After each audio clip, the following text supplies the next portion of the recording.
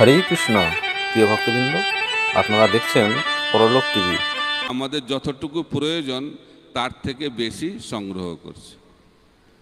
তপস্যা মানে এই যে অতিরিক্ত সংগ্রহ করার প্রয়াস, সেটাকে নিয়ন্ত্রিত করা, যেটাকে রূপ গোস্বামী ব্যাখ্যা করছেন অত্যাহার। অত্যাহার, অতিরিক্ত আহার মানে খালি খাওয়া দাওয়া নয়, অতিরিক্ত অর্থ সঞ্চয়ের যে প্রবৃত্তি, সেটা হচ্ছে অত্যাহার। তপস্যা, তপস্যা অনেক ধরনের তপস্যা রয়েছে। ব্রহ্মাকেও তপস্যা করতে বলা হয়েছিল সৃষ্টির প্রারম্ভে।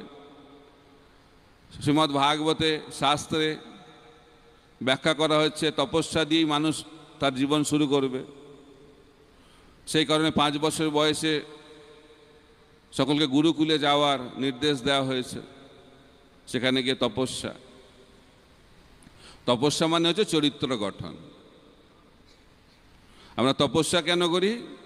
তপস্যার উদ্দেশ্য হচ্ছে চরিত্র গঠন। বিদ্যা বা শিক্ষার মূল উদ্দেশ্য হচ্ছে চরিত্র গঠন।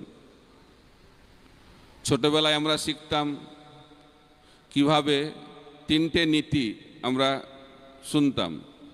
একটা সুন্দর মানে 3টি বাক্যের মাধ্যম দিয়ে ইংরেজিতে আমাদেরকে শেখানো হতো। সেখানে বলা হতো, if money is lost, nothing is lost. If health is lost, something is lost. If character is lost, everything is lost. শুনেছেন এটা? এখন এটা আর বেশি বলা হয় না। যদি টাকা চলে যায় কোনো অসুবিধা নেই, যদি স্বাস্থ্য খারাপ হয় কিছুটা ক্ষতি হলো, আর যদি চরিত্র চলে গেল তাহলে সব নষ্ট হয়ে গেল। কিন্তু এখন আধুনিক সমাজে এই নীতিটা বদলে গেছে। এখন বলা হচ্ছে, if character is lost, nothing is lost. If health is lost, something is lost. But if money is lost, everything is lost. এখন নীতিটা বদলে গেছে। এখন চরিত্র থেকে টাকা পয়সাই হচ্ছে মূল্যবোধ। আমাদের জীবনের সফলতা কিভাবে বিচার করা হয়? আমি কত অর্থ সংগ্রহ করতে পারছি। অর্থ সংগ্রহটাই হচ্ছে সফলতার মাপকাঠি। কিন্তু আমাদেরকে বুঝতে হবে, মনুষ্য জীবন অর্থ সংগ্রহের জন্য আমরা লাভ করিনি। অর্থ প্রয়োজন রয়েছে, কিন্তু অর্থ সংগ্রহ করাটা জীবনের উদ্দেশ্য নয়। জীবনের উদ্দেশ্য কি? তপস্যা করা। তপস্যা। তো তপস্যা কি করব?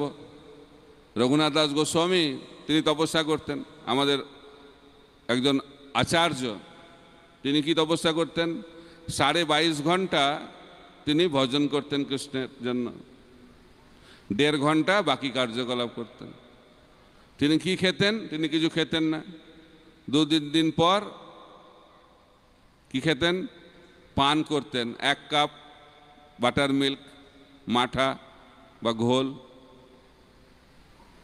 এটা ছিল রঘুনাথ দাস গোস্বামীর আহার। তো সেটা যদি আমরা নকল করতে যাই, বিপদ ঘটতে পারে, ঠিক না? তো প্রভুপাদ বলছেন, তপস্যার প্রধান হচ্ছে আমরা খালি কৃষ্ণ প্রসাদ গ্রহণ করব। কৃষ্ণ প্রসাদ ছাড়া অন্য কিছু গ্রহণ করব না, প্রথম তপস্যা। তারপরে প্রভুপাদ বলছেন যে কতটুকু খাওয়া দরকার। বলছে যখন আমরা খাবো, কঠিন পদার্থ যেটা খাবো সেটা আমাদের পেটে যতটুকু জায়গা আছে তার অর্ধেক সেটা দিয়ে ভর্তি করতে হবে। তারপরে জল দিয়ে 1/4, আর বাকিটা ফাঁকা রাখতে হবে। সমস্যা হচ্ছে মাপবো কি করে? ভালো প্রসাদ হলে তো আরও মাপা যায় না। তো এখন এটা হচ্ছে তপস্যা। প্রভুপাদের জন্মাষ্টমী উপবাস করা, একাদশীর উপবাস করা, এগুলো তপস্যা। আর তিনি বলছেন শীতকালে ভোরবেলায় ঠান্ডা জলে চান করা, আর গরমকালে রান্নাঘরে রান্না করা তপস্যা। এইভাবে বিভিন্ন তপস্যার কথা শাস্ত্রে ব্যাখ্যা করা হয়েছে।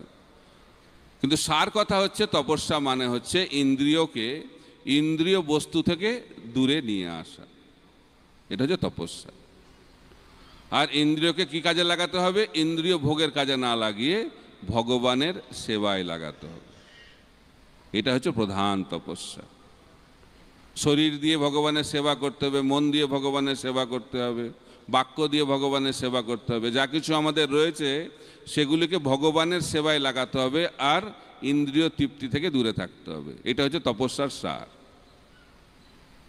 তাহলে ধর্মের প্রথম যে পা সেটা স্থাপিত হবে। আর এটা যদি না হয় বাকি কিছু হবে না। তপস্যা গেল, তপস্যার পরে শৌচ, শুচিতা, আমাদেরকে পরিষ্কার থাকতে হবে। তো বাহ্যিক শুচিতা আর অভ্যন্তরীণ শুচিতা। বাহ্যিক শুচিতার জন্য আমাদের সকালবেলায় ঘুম থেকে উঠে স্নান করা, তারপরে শুদ্ধ বস্ত্র পরে মঙ্গল আরতিতে যোগদান করা। এইভাবে শ্রীল প্রভুপাদ আমাদেরকে বাহ্যিক শুচিতার শিক্ষা প্রদান করেছেন। যে জায়গায় থাকি সেই জায়গাকে পরিষ্কার রাখা, মন্দিরকে পরিষ্কার রাখা, আশ্রমকে পরিষ্কার রাখা, সেটি হচ্ছে শুচিতার লক্ষণ। তারপরে অভ্যন্তরীণ শুচিতা। অভ্যন্তরীণ শুচিতা কিভাবে আসবে? শ্রবণ কীর্তনের মাধ্যম দিয়ে। আমাদের হৃদয়ে অনেক নোংরা রয়েছে, সেই হৃদয়ের নোংরা আমরা কিভাবে পরিষ্কার করব? বাইরের নোংরা পরিষ্কার করা সহজ, ভেতরের নোংরা পরিষ্কার করাটা একটু কঠিন। সেই কারণে আমাদেরকে নিয়মিতভাবে শ্রবণ করতে হবে। মহাপ্রভু বলছেন চেত দর্পণ মার্জনম, চিত্তটাকে মার্জন করতে হবে। কি দিয়ে? হরিনাম দিয়ে। হরে কৃষ্ণ কৃষ্ণ কৃষ্ণ হরে হরে, হরে রাম রাম রাম হরে হরে। এই হরিনাম আমাদেরকে কীর্তন করতে হবে এবং শ্রবণ করতে হবে। যদি আমরা শ্রবণ করি তাহলে এই শব্দ তরঙ্গ কানের মাধ্যম দিয়ে হৃদয়ে প্রবেশ করবে। এটা একটা বিরাট তপস্যা। হরিনাম তো হচ্ছে, কিন্তু মুখ দিয়ে হরিনাম বেরোচ্ছে, কিন্তু সেটা কোথায় যাচ্ছে আমরা বুঝতে পারছি না। অনেক সময় ষোলমালা হয়ে গেল বুঝতেই পারলাম না কি হচ্ছে, কারণ মনটা অন্য জায়গায় রয়েছে। একাগ্র চিত্তে জপ করাটা সব থেকে বড় তপস্যা। আবার বেশি একাগ্র হতে গেলে আবার ঘুম পাচ্ছে, চোখ বন্ধ করে ভাবছি এবং মন দিয়ে শুনবো, তারপর দেখা যাচ্ছে আমরা সমাধিতে চলে যাচ্ছি। আসল সমাধি নয়, অন্য সমাধিতে চলে যাচ্ছে। এটা আর এক সমস্যা। তমগুণের প্রভাবে জপের সময় খুব ঘুম পায়। প্রভুপাদকে একজন জিজ্ঞেস করছেন, প্রভুপাদ আপনি শিক্ষা দিচ্ছেন 24 ঘন্টা ভগবানের চিন্তায় মগ্ন থাকা, তো এখন যখন ঘুমিয়ে থাকবো তখন কি করে ভগবানের চিন্তা হবে? প্রভুপাদ বলছেন যখন জেগে থাকো কার চিন্তা হয়? তা আমাদের আশা খুব বেশি, বড় বড় আমরা চিন্তা করি যে কি করে 24 ঘন্টা ভগবানের কথা চিন্তা করব। কিন্তু আমাদেরকে আগে ঠিক করতে হবে যখন হরিনাম করছি সেই সময় কার চিন্তা হচ্ছে, যখন ভাগবত কথা শ্রবণ করছি তখন মনটা কোথায় পড়ে আছে। এই সময় মনটা অন্যদিকে চলে যাচ্ছে, তো ঘুমানোর সময় তো মনটা কোথায় থাকবে আমরা ভালোভাবেই জানি। অর্জুন ভগবানের খুব প্রিয় ভক্ত। তো কৃষ্ণকে জিজ্ঞেস, আপনি অর্জুনকে এত ভালোবাসেন কেন? তোমাকে একদিন আমি দেখাবো। একদিন রাত্রেবেলায় নিয়ে গেছে তাকে, যেখানে অর্জুন থাকে। যখন অর্জুনের কাছে পৌঁছেছে তখন শব্দ আসছে। কি শব্দ? ভগবানের নাম। অর্জুন ঘুমিয়ে আছে, তা সত্ত্বেও ভগবানের নাম শোনা যাচ্ছে। কোথা থেকে আসছে? কোথা থেকে আসছে? ভগবানের নাম ঘুমন্ত অবস্থাতেও অর্জুনের শরীর থেকে নির্গত হচ্ছে। এটা হচ্ছে কৃষ্ণ ভাবনামৃত। কিন্তু এখন আমাদেরকে অন্তত পক্ষে যখন জপ হচ্ছে তখন না ঘুমালে ভালো। প্রথম তপস্যা, জপের সময় আমি ঘুমাবো না। যখন ভগবানের কথা শুনবো ভাগবত পাঠের সময় ঘুমাবো না। এই তপস্যাটা সব থেকে বড় তপস্যা। কারণ আমরা যদি ঠিকভাবে শ্রবণ করি, প্রভুপাদ বারবার বলছেন যে ভালোভাবে শ্রবণ করো, একাগ্র চিত্তে শ্রবণ করো, ধ্যানপূর্বক শ্রবণ করো। বারবার একই কথা বলছেন। জপের সময় সব থেকে গুরুত্বপূর্ণ বিষয় হচ্ছে আমরা কতটুকু শ্রবণ করছি আর উচ্চারণটা ঠিক কবে হচ্ছে কিনা। অনেকে যে হরিনাম করছে বুঝতেই পারছে না যে 16 মালা হয়ে যাচ্ছে, কিন্তু প্রতি যে মহামন্ত্র সেটা পূর্ণভাবে উচ্চারিত হচ্ছে কিনা সেটাও অনেক ভক্ত বুঝতে পারে না, কারণ শ্রবণ হয় না। তো সেই কারণে আমাদের নামটাকে খুব পরিষ্কারভাবে উচ্চারণ করতে হবে। হরে কৃষ্ণ কৃষ্ণ কৃষ্ণ হরে হরে, হরে রাম রাম রাম হরে হরে। নতুন কিছু করার প্রয়োজন নেই, প্রভুপাদ যেটা দিয়েছেন সেটা যদি আমি ঠিকভাবে পালন করি তৎক্ষণাৎ আমি ভালো ফল লাভ করতে পারবো। কিন্তু আমরা ভাবছি কবে সেই দিন আসবে, কবে আমি ভগবানের নাম শুদ্ধভাবে করতে পারবো, কবে প্রেমাশ্রু নির্গত হবে, কবে কৃষ্ণ প্রেম লাভ করব। সেটা নির্ভর করছে আমাদের ঐকান্তিকতার উপর। আমি উদাহরণ দিই, অনেকে জিজ্ঞেস করে কতদিন লাগবে, এই প্রেম পেতে কতদিন লাগবে, কবে নামে রুচি হবে। পরীক্ষিত মহারাজ 7 দিনে ভগবানকে প্রাপ্ত হলেন, খট্টঙ্গ মহারাজ 1 মুহূর্তে ভগবানকে প্রাপ্ত হলেন, আমাদের কতদিন লাগবে। একটা ছোট্ট কাহিনী বলে থাকি, আপনারা হয়তো শুনেছেন, আবার শুনুন, বারবার শুনলে মনে থাকবে। তো গ্রামে একটা লোক ছিল, কখনো গ্রামের বাইরে যায়নি। তো একটা কাজে তাকে গ্রামের বাইরে যেতে হবে। তো কিসে যাবে? ট্রেনে করে যাবে। ট্রেন স্টেশনটা কোথায় সেটাও জানে না। তো বাড়ি থেকে বের হয়েছে ট্রেন স্টেশনে যাওয়ার জন্য। তো রাস্তায় একজন চাষিকে দেখেছে গ্রামের মধ্যে। তো তাকে জিজ্ঞেস করেছে, এখান থেকে স্টেশন যেতে কতক্ষণ লাগবে বলতে পারেন? তো চাষিটা কোনো উত্তর দিচ্ছে না। আরও জোরে জিজ্ঞেস করেছে, কতক্ষণ লাগবে বলতে পারেন? উত্তর দিচ্ছে না। আরও জোরে জিজ্ঞেস করেছে, তাও উত্তর দিচ্ছে না। তখন ভাবছে নিশ্চয় এর কোনো অসুবিধা আছে, অর্থাৎ মাথায় অসুবিধা আছে না শুনতে অসুবিধা আছে। তো সেই ভদ্রলোক ভাবছে, আমি যদি এর সঙ্গে সময় কাটাই তাহলে ট্রেনটা মিস হয়ে যেতে পারে। তখন সেই ভদ্রলোক দৌড়াতে শুরু করেছে। যখন দৌড়াতে শুরু করেছে তখন সেই চাষি বলছে, আপনার স্টেশনে পৌঁছাতে 15 মিনিট লাগবে। তখন সে অবাক হয়ে গেছে, আরে এতক্ষণ ধরে চিৎকার করে করে আমার গলাটা ফেটে গেল, তখন কোনো উত্তর পেলাম না। যখন দৌড়াচ্ছি তখন বলছে 15 মিনিট লাগবে। এটা কীরকম? আমি যখন প্রশ্ন করছিলাম তখন কেন উত্তর দিচ্ছিলেন না? তখন সেই চাষি বললেন যে, দেখুন, আপনি যখন প্রশ্ন করেছিলেন তখন আপনার স্পিডটা জানা ছিল না। এই স্পিডে যদি দৌড়ান তাহলে 15 মিনিট লাগবে। তাই আমরা কবে পৌঁছাবো ভগবত ধাম?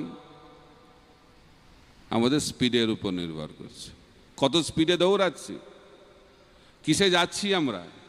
আমরা হেঁটে হেঁটে যাচ্ছি, না গরুর গাড়িতে যাচ্ছি, না সাইকেলে যাচ্ছি, না মোটর সাইকেলে যাচ্ছি, না প্লেনে যাচ্ছি, না বৈকুণ্ঠ এয়ারলাইনে করে যাচ্ছি। তো সেই কারণে কতটুকু সময় লাগবে নির্ভর করছে আমাদের ঐকান্তিকতার উপর। ঐকান্তিকতা মানে কি? ঐকান্তিকতা মানে হচ্ছে ভগবানের জন্য কতটুকু আমরা উৎসর্গকৃত। যখন আমরা ভগবানের জন্য 100% দেব, তখন ভগবানের কৃপা সম্পূর্ণভাবে আমরা লাভ করতে পারব। কিন্তু আমাদের সবসময় নিজেদের পরিকল্পনা রয়েছে। ভগবানের কথা বলছি কিন্তু আমার আলাদা প্ল্যান রয়েছে। ভগবানের প্ল্যানটা হচ্ছে প্ল্যান এ, আর আমাদের প্ল্যানটা প্ল্যান বি। যদি ভগবান বাই চান্স ভুলে যায় তাহলে আমার প্ল্যানটা কাজ করবে। তো ভগবান দেখছে ওনার তো প্ল্যান বি আছেই, তা আমার আর কি চিন্তা। তো এখন আমাদেরকে ঠিক করতে হবে কোন প্ল্যানে চলবো, আমাদের প্ল্যানে চলবো না ভগবানের প্ল্যানে চলবো। তো সেই কারণে ভগবানের প্ল্যানটা যখন আমাদের প্ল্যান হবে তখন আমরা ভগবানের কৃপা লাভ করতে পারব। সেটাই কপিল মুনি দেবহূতিকে বলছেন, শুদ্ধ সত্ত্বে ভক্তি মানে যখন আমাদের ব্যক্তিগত কোনো চাওয়া পাওয়া থাকবে না, আমাদের যখন ব্যক্তিগত কোনো পরিকল্পনা থাকবে না, যখন আমরা আমাদের ব্যক্তিগত পরিকল্পনা পরিত্যাগ করে কৃষ্ণের পরিকল্পনা অনুযায়ী আমাদের জীবনকে পরিচালিত করব, তখনই আমরা ভগবত ধাম লাভ করতে পারব। তো সুচিতা, তো হরিনাম যদি আমরা ঠিকভাবে শ্রবণ করি, ভগবানের কথা যদি আমরা ঠিকভাবে শ্রবণ করি, তাহলে ভেতরের নোংরা আস্তে আস্তে পরিষ্কার হবে।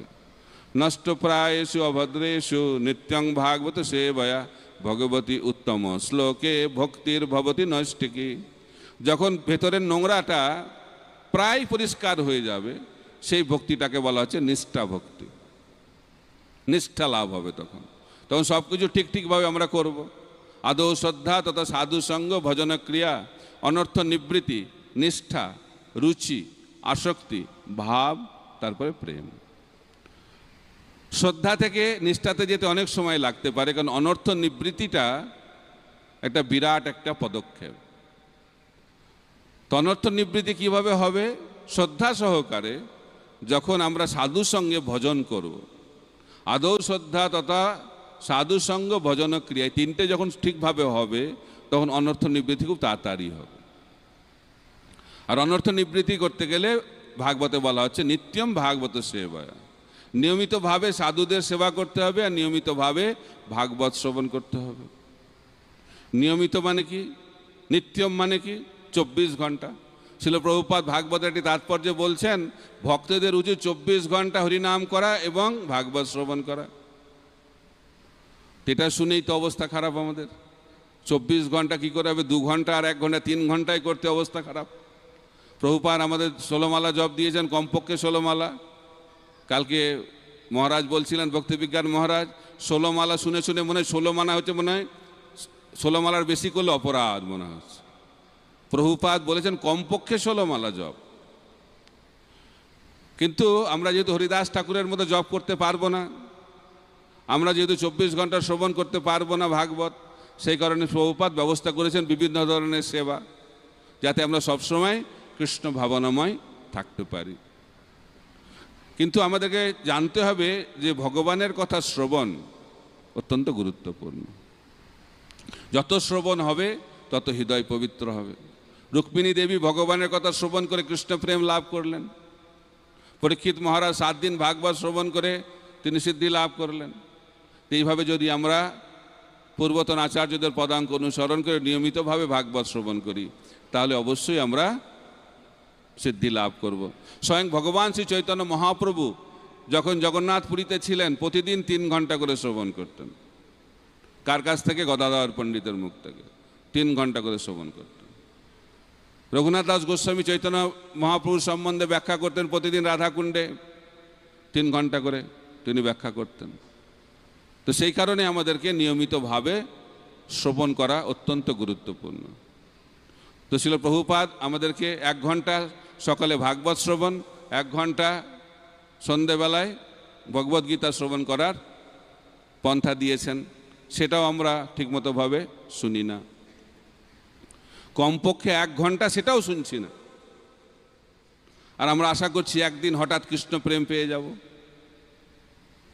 নিত্য সিদ্ধ কৃষ্ণ প্রেম সাধ্য কবু নয়, শ্রবণাদি শুদ্ধ চিত্তে করহ উদয়। যদি শ্রবণ না হয় তাহলে প্রেম হবে কি করে?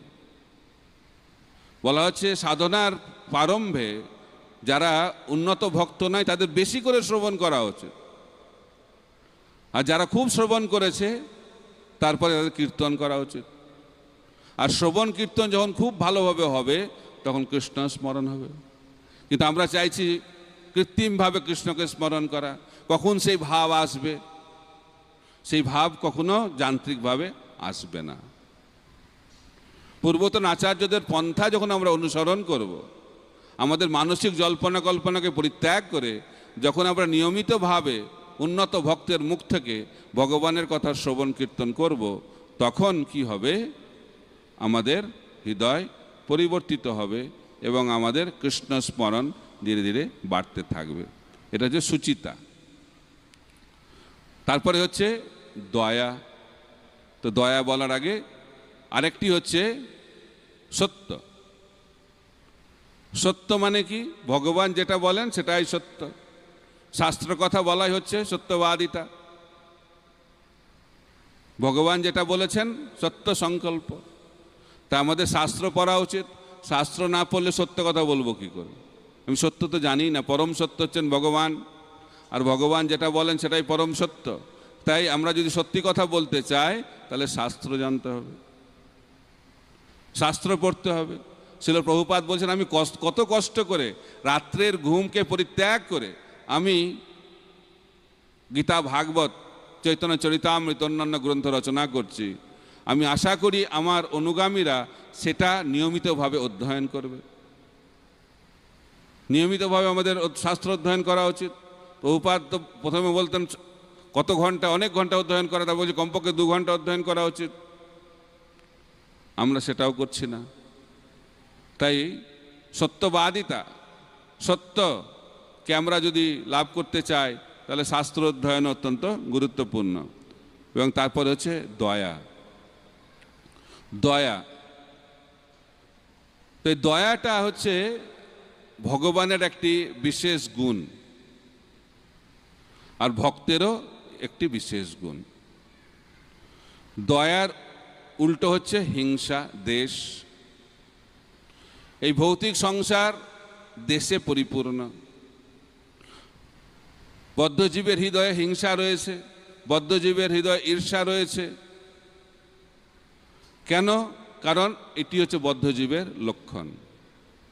পর দুঃখে সুখী আর পর সুখে দুঃখী। অন্যের ভালো দেখলে হৃদয়টা আনন্দে ভরে ওঠে না, অন্যের ভালো দেখলে হৃদয়টা কি করে? জ্বলতে থাকে। সংসার দাবা নলনিধ লোক, সবসময় তুলনা করছি আমরা বাহ্যিকভাবে। ও এটা পেল, আমি এটা পেলাম না, ও এটা হয়ে গেল, আমি এটা হতে পারলাম না। এই যে তুলনা, এই তুলনাটা হচ্ছে দেশের লক্ষণ, হিংসার লক্ষণ, ঈর্ষার লক্ষণ।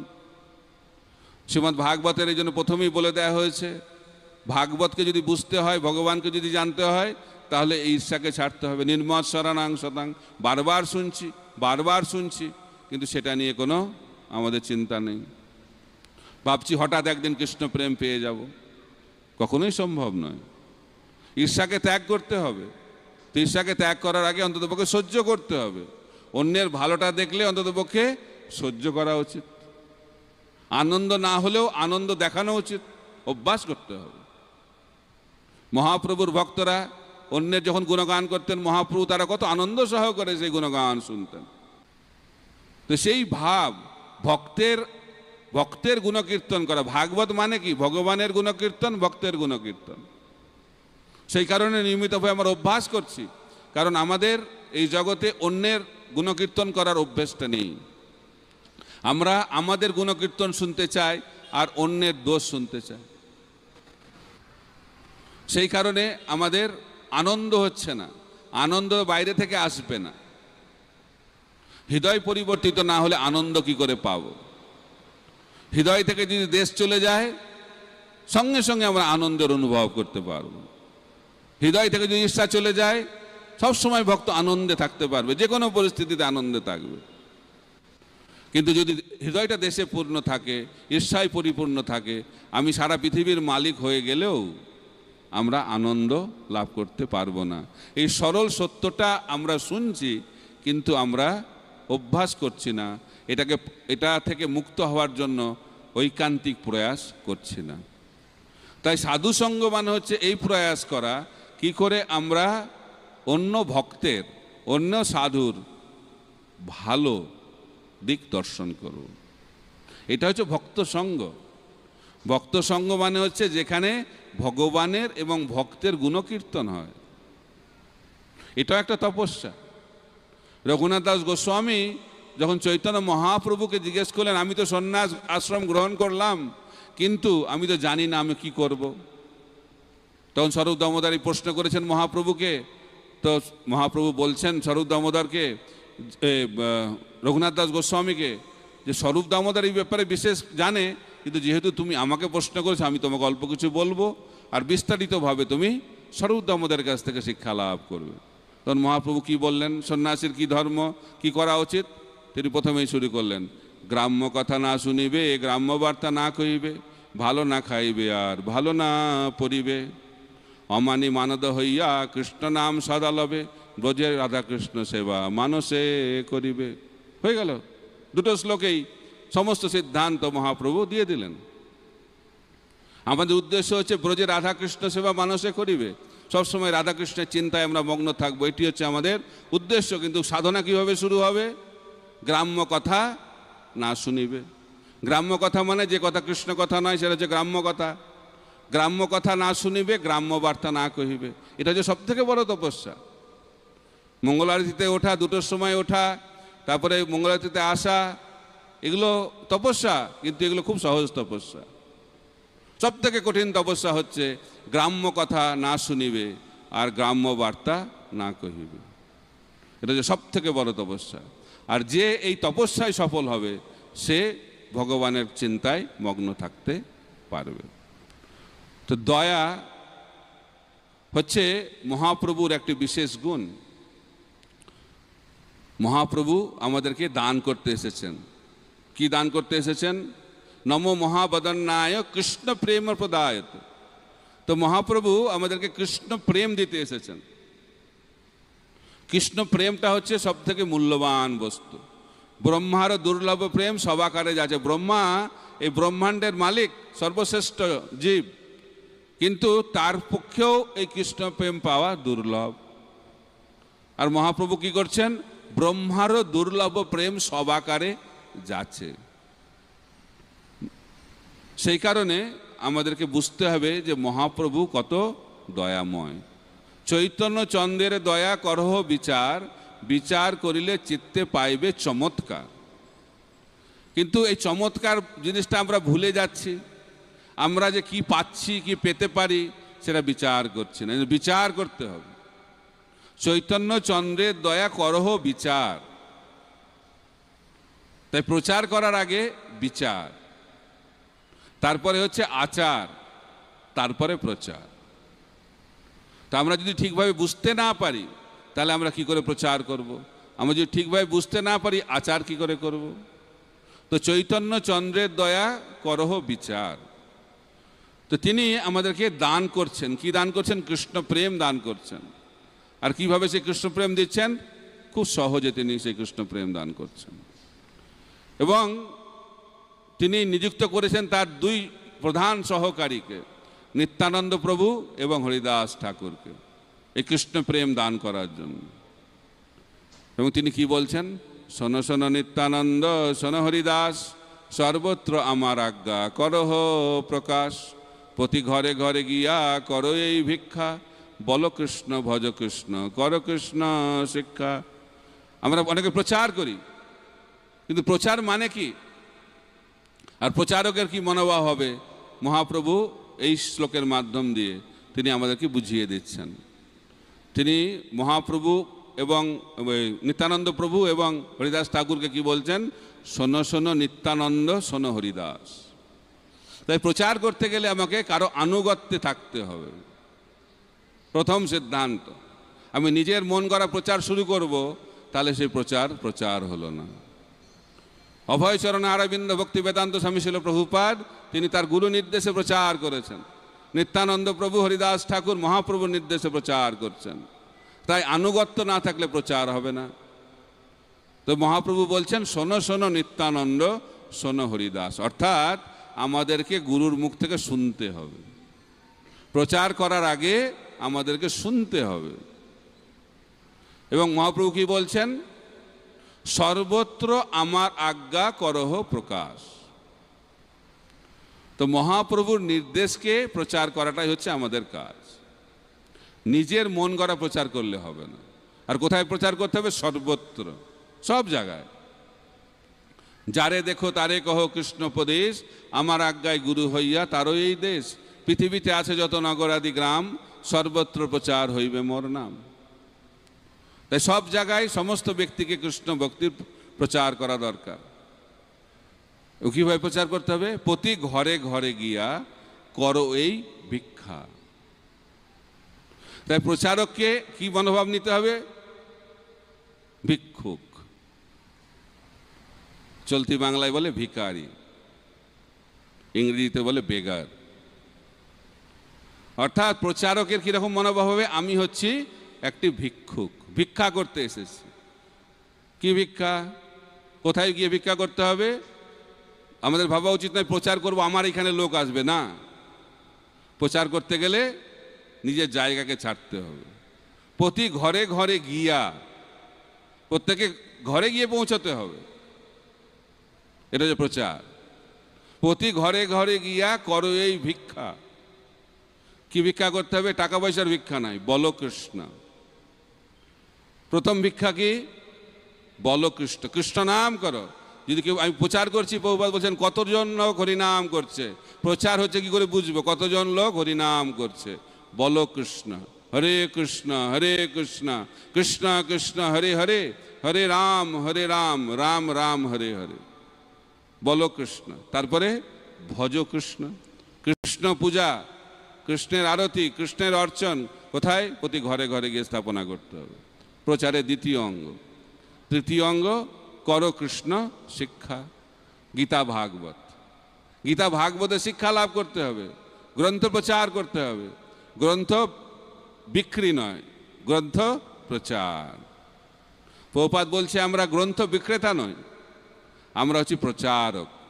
প্রচারক মানে সে গীতা বিতরণ করার আগে, ভাগবত বিতরণ করার আগে নিজেকে পড়তে হবে ভাগবতে কি আছে।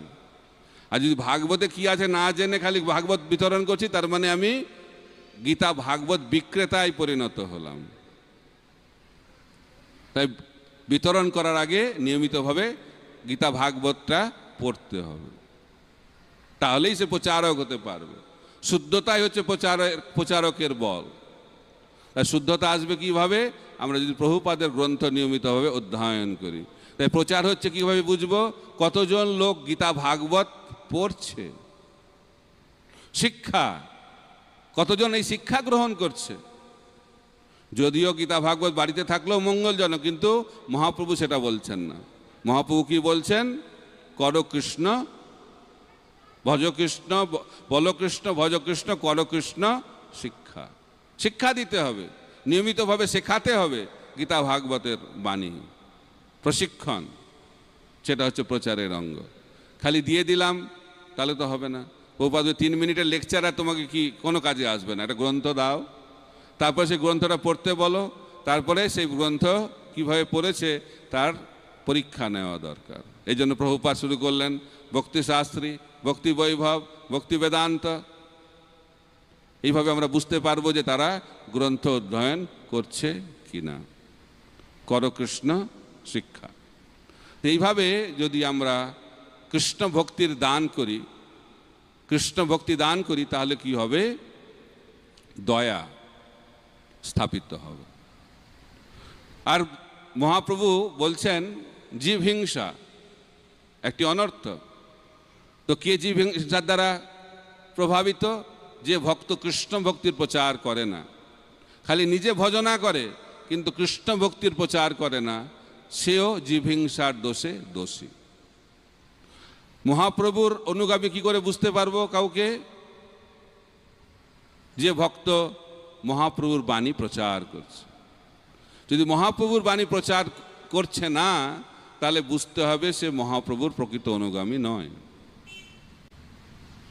ভক্তি সিদ্ধান্ত সরস্বতী ঠাকুর বলছেন কেউ একজন জীবন্ত আছে কি করে বুঝবো? তার শরীরে প্রাণ আছে। যে প্রাণ আছে যার, সেহেতু প্রচার। না হলে আমাদের এই শরীরটা দেখতে জীবন্ত, কিন্তু এটা জীবন্ত চলমান মৃত শরীর। তাই আমাদের এই শরীরের মূল্য তখনই হবে যখন এই শরীরকে আমরা ভগবানের প্রচার কার্যে নিযুক্ত করব। যারে দেখো তারে কহ কৃষ্ণোপদেশ, আমার আজ্ঞায় গুরু হইয়া তারও এই দেশ। পৃথিবীতে আছে যত নগরাদি গ্রাম, সর্বত্র প্রচার হইবে মোর নাম। এইভাবে দয়া কে আমরা স্থাপনা করব। এবং প্রভুপাদ তাৎপর্যে বলছেন পরীক্ষিত মহারাজ কলিকে আরেকটা জায়গা দিয়েছিল। কি জায়গাটা? যেখানে অনেক সোনা আছে। তো পরীক্ষিত মহারাজ খুব চালাক, তিনি কি করেন? সমস্ত সোনাকে জোগাড় করে নিয়েছে। জোগাড় করে কি কাজে লাগিয়েছে? সংকীর্তন যজ্ঞে কাজে লাগিয়েছে। প্রভুপাদ তাৎপর্যে বলছেন যাদের কাছে অর্থ রয়েছে, সেই অর্থ যদি ঠিকভাবে আমরা ব্যবহার করতে না শিখি, তাহলে সেই অর্থই অনর্থের কারণ হবে। তো প্রভুপাদ রূপ গোস্বামীর সিদ্ধান্ত অনুযায়ী বলছেন যা অর্থ রয়েছে তার 50% কৃষ্ণ ভক্তির প্রচারে লাগাতে হবে, 25% আত্মীয় স্বজনের রক্ষণাবেক্ষণের জন্য লাগাতে হবে, আর বাকি 25% নিজের এমার্জেন্সির জন্য রাখতে হবে। এইভাবে গৃহস্থরা যদি অর্থকে ব্যবহার করে তাহলে অনেক অর্থ থাকলেও কলির প্রভাব থাকবে না। কিন্তু আমরা কলিযুগে দান করতে চাই না। এত কষ্ট করে রোজগার করছি, দান করব নাকি? দান করতে চায় না। ব্রাহ্মণ, প্রভুপাদ বলছেন, তিনি সবসময় ভিক্ষুক। তার কাছে 1 লাখ টাকা এসে গেলেই তিনি সেটা দান করে দেন, তারপরে আবার ভিক্ষা করেন। অর্থাৎ অর্থ সঞ্চয় করাটা ব্রাহ্মণের লক্ষণ নয়। কিন্তু কলিযুগে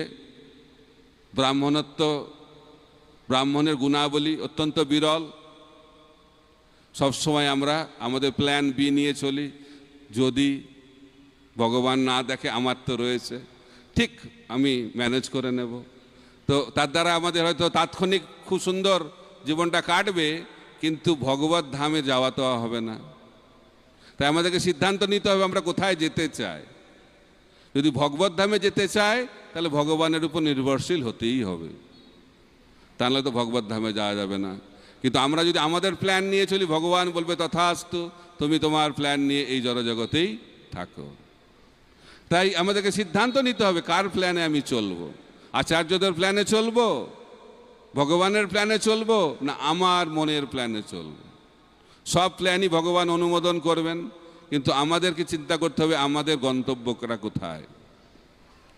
একবার একজন শিক্ষিত একটি ছেলে ব্রহ্মচারী আশ্রমে জয়েন করেছে, প্রশ্ন করছে, আমি তো ইস্কনে জয়েন করলাম, যদি ইস্কন বন্ধ হয়ে যায় আমি কি করব?